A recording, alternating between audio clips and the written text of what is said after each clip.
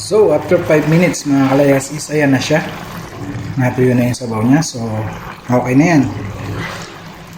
Taob na ang kanin dyan mga kalayas. So, papatay na natin yung apoy.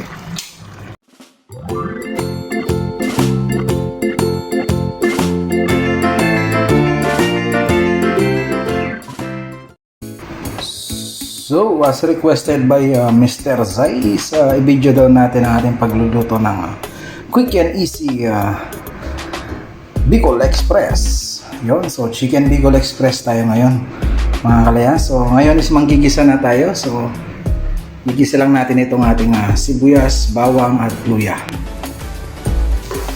So, ayan. Isa lang natin. Sinabay-sabay ko na para hindi na mag-away-away pa kung mauuna ba yung luya o yung sibuyas o yung bawang.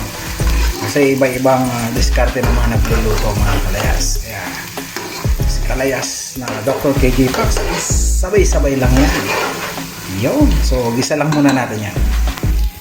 So, kapag medyo nag-brown na yung ating bawang is isunod na natin yung ating manok.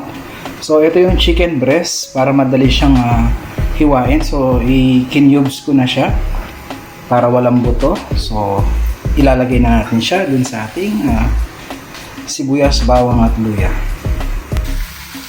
So, ayan, nalagay na natin yung ating manok. So, halu-haluin lang natin siya hanggang ma-mix well yung ating mantika. So, gisahin lang natin siya dyan. So, wala pa yung timpla.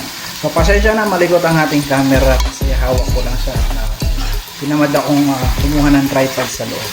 At wala talaga akong planong mag-video. Pero ang video na to ay aking i-upload sa aking second channel dun sa Kapampangan Cooking #09. Ang video yun halos kaya doon ko siya i-upload mga kayas. Ayun. So tatakpan muna natin siya. Hayaan muna natin maluto yung chicken bago natin siya timplahin mga kayas. Let's go! So habang hinihintay pa natin maluto ng konti yung ating manok is ito pala ang ating gagamitin na panimpla dyan mga kalayas. So gagamit tayo ng bagoong o yung alamang, then garlic powder, pepper, chili powder at saka paprika powder. So optional lang yung paprika powder, kung wala yan hayaan nyo na kasi ako meron kaya lalagyan ko na.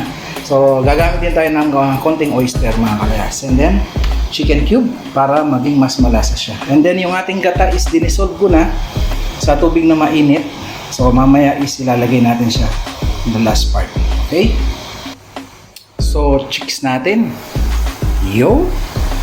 So ang kagandahan na kapag chicken breast is napakadali niyang maluto mga kalayas. So halu-haluin lang natin siya ng konti. I think okay na yan.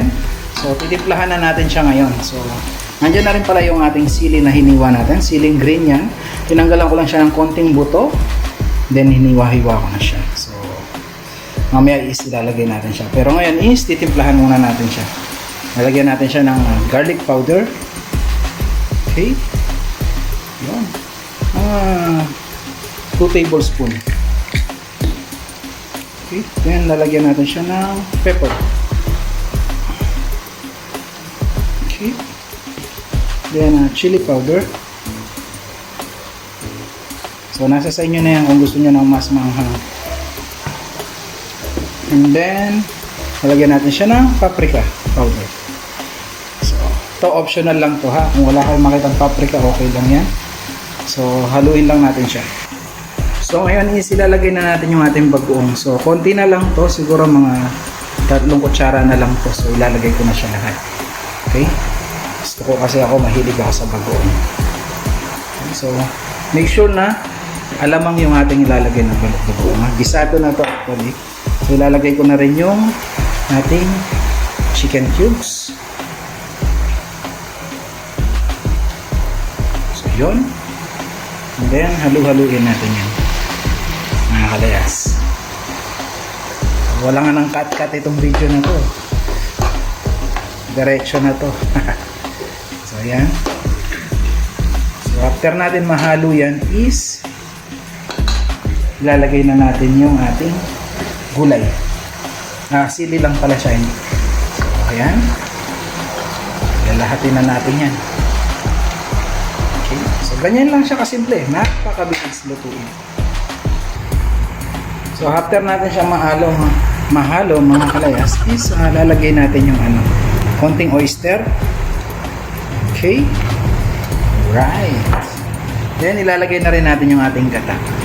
So, para takpan na lang natin siya at pakuluan. So, ito yung isang box ng 150 grams na gata. So, lagyan ko lang siya ng konting mainit na tubig. Dinisolve ko lang siya mga kalayas. Okay, so update ko kayo. So, ayan, nahalo na natin siya. So, ngayon is, tatakpan muna natin siya mga kalayas. Ganda ng kulay kasi, kumuha rin ako dun sa medyo pahinog na green chili. Actually, hindi naman siya pahinog kasi crunchy pa rin yung niya texture. So, para lang maging mas makulay siya. So, tatakpan muna natin siya ngayon at pakukuluan lang natin siya. Okay, so hanggang lumambot. And tapos na. Ganun lang siya kabilis. So, mamaya ipakita ko sa inyo pag luto na siya.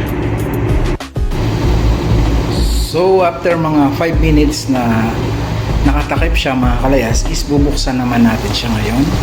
At patutuyuin natin ng konti yung kanyang sabaw. So, ayan. So, okay na yan. Ngayon, ihintayin lang natin na matuyo ng konti yung kanyang sabaw para maging malasa yung gata. So, after 5 minutes mga kalayas, is ayan na siya. Natuyo na yung sabaw niya. So, okay na yan. Taob na ang kanin dyan mga kalayas. So, papatayin na natin yung apoy. Ayan. Okay na yung kanyang sili. So, ayan yun. Para na siyang salaing din mga kalayas. Wala nang plating mga kalayas. So, ganun lang siya kasimpleng lutuin. So, kung hindi ka pa nakasubscribe dito sa aking second channel, is pakiclick na po yung subscribe button dyan at click na rin yung notification bell. Bigyan na rin ako ng like kung nagustuhan mong video na to. And at syempre, kapag gusto mo naman ng mga adventure at saka mga YouTube tutorial is puntahan mo itong aking isang channel, itong main channel ko. So ayan, lalabas siya dyan at check nyo po yung mga videos natin dyan mga kalayas. So always keep safe.